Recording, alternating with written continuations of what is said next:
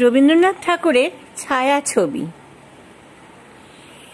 একটি দিন পড়িছে মনে মোর, উষার নীল মুকুটকারী শ্রাবণ ঘন ঘোর।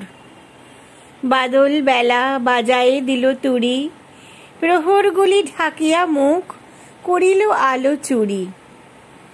সকাল হতে অবিশ্রামে ধারাপতন শব্দ নামে, পর্দা দিল টানি। সংসারের নানা ধ্বনিরে করিল একখানি। প্রবল বরিশনে পাংশু হলো দিকের মুখ, আকাশ যেন নিরুৎসুক।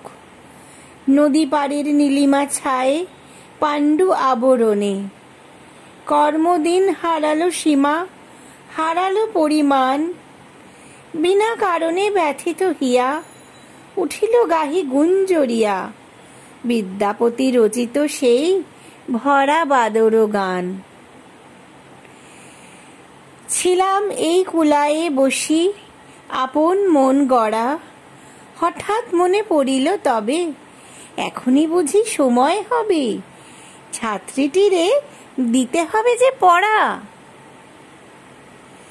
থামায়ে গান চাহিনু পশ্চাতে, ভীরু সে মেয়ে কখন এসে নীরব পায়ে দুয়ার ঘেঁষে দাঁড়ায়ে আছে খাতা ও বহি হাতে। করিনু পাঠ শুরু। কপল তার ঈষৎ রাঙা, গলাটি আজ কেমন ভাঙা।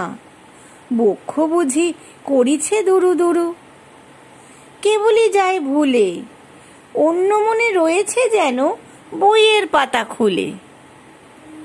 কহিনু তারে আজকে পড়া থাক, সে শুধু মুখে তুলিয়া আঁখি চাহিল নির্বাক। তুচ্ছ এই ঘটনাটুকু ভাবিনি ফিরে তারে, গিয়েছে তার ছায়া মূরতি কালের খেয়া পারে। স্তব্ধ আজি বাদল বেলা, নদীতে নাহি ঢেউ, অলস মনে বসিয়া আছি ঘরেতে নেই কেউ। হঠাৎ দেখি চিত্রপটে চেয়ে সেই যে ভীরু মেয়ে, মনের কোণে কখন গেছে আঁকি অবর্ষিত অশ্রু ভরা ডাগর দুটি আঁখি।